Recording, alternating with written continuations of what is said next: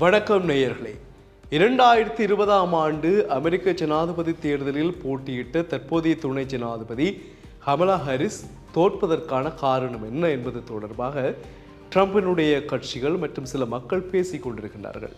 என்னவென்றால் அது கமலா ஹாரிஸினுடைய கொடூர முகம் இப்பொழுதுதான் வெளிப்பட்டிருக்கிறது என்பதான கருத்து. அப்படி என்ன என்பதை நாங்கள் பார்க்கலாம்.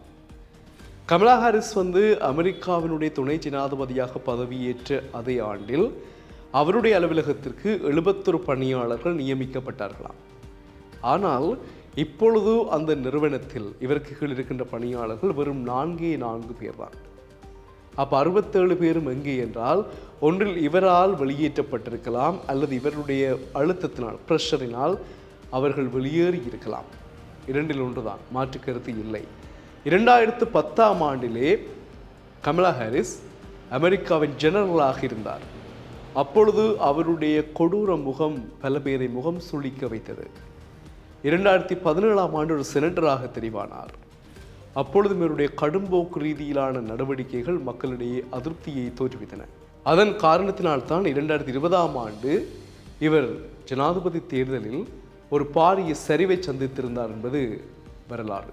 இப்பொழுது அந்த வரலாற்றை மீள திருத்தி அனுப்புவதற்காக அல்லது அந்த வரலாற்றை திருத்தி கொண்டு வெல்ல வேண்டும் என்பதற்காக முகம் முழுக்க புன்னகையுடன், ஒரு கவர்ச்சிகரமாக தோற்றத்துடன், எல்லோரையும் வசீகரிக்கும் தன்மையுடன் கமலா ஹாரிஸ் தேர்தல் களங்களில் காட்சி கொடுக்கிறார் என்றால் அதற்கு காரணம் தன்னுடைய முகத்தை புன்னகையுடன் வைத்திருந்தால் கடந்த கால கசப்பான உணர்வுகளை அமெரிக்க மக்கள் மறந்துவிட்டு தன்னை ஆதரிப்பார்கள் என்பது ஒரு முக்கியமான விடயம். இதை தாண்டி அன்று நாங்கள் ஒரு செய்தியை பார்த்திருந்தோம். ஒரு வாரத்திற்கு முன்பு அமெரிக்க வரலாற்றிலேயே ஜனாதிபதி தேர்தல் பிரச்சார கூட்டங்களில் அதிகமான பணத்தை நன்கொடையாக பெற்றவரும் கமலா ஹாரிஸ்.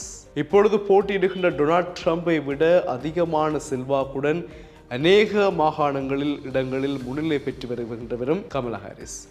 இவ்வாறான நிலைகள் இருந்தாலும் கூட இவருடைய அலுவலகத்தில் இருந்த 67 பணியாளர்கள் 71 பேரில் விலகிய 67 பேர் மற்றும் பல பல்கலைக்கழக மாணவர்கள் ஒரு இன்டர்ன்ஷிப், அதாவது ஒரு பயிற்சினருக்காக அங்கே சென்ற பொழுது அவர்களும் அழுகையுடன் தான் திரும்பி வருவார்களாம். ஏனென்றால் கமலா ஹாரிஸினுடைய பேச்சு வெட்டு 1 துண்டு 2, வேறு கதை இல்லை. நீ இதற்கு சரி வருவாய் அல்லது சரி வர மாட்டாய். ஒரு என்கரேஜ் பண்ணி மோட்டிவேட் கொடுத்து எல்லாம் வாய்ப்பே இல்லை, உனக்கு சரி வராத நீ போகலாம். அப்போ நிறைய பல்கலைக்கழக மாணவர்கள் இவருடைய அலுவலகத்திற்கு சென்று சில விஷயங்களை ஆய்வு செய்கிற பொழுது இவரால் இவ்வாறான மன உளைச்சலுக்கு ஆளானவர்கள் அழுது கொண்டும் வெளியில் வந்திருக்கிறார்களாம். அப்போ அவர்களால் தான், இப்படியானவர்களால் தான் கமலா ஹாரிஸ் தொடர்பான கொடூர முக நடவடிக்கைகள் இப்பொழுது வெளிவந்து கொண்டிருக்கின்றன. இப்போ அவ்வாறானவர்களை தேடித்தான் டொனால்ட் ட்ரம்ப் வலை வீசி கொண்டிருக்கின்றாராம்.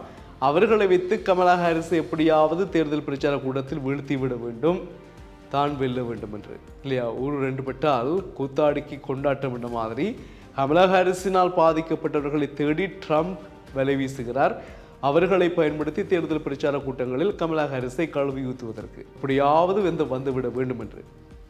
ஆனால் அமெரிக்க மக்களுடைய வியூகத்தின் அடிப்படையில், யூகங்களின் அடிப்படையில் ட்ரம்ப் என்றாலும் 100% ஏற்றுக்கொள்ளக்கூடியதாக மக்கள் இல்லை, கமலா ஹாரிஸ் என்றாலும் இல்லை தான், பைடன் என்றாலும் இல்லை தான். இப்போ பைடன் தானாகவே விலகிவிட்டார் தேர்தலில் இருந்து. விலகி இருக்காவிட்டாலும் அவரும் பெறுவதற்கான வாய்ப்புகள் இல்லாமல் தான் இருந்திருக்கும். அப்படி என்றால் யார் பொருத்தமானவர்கள்?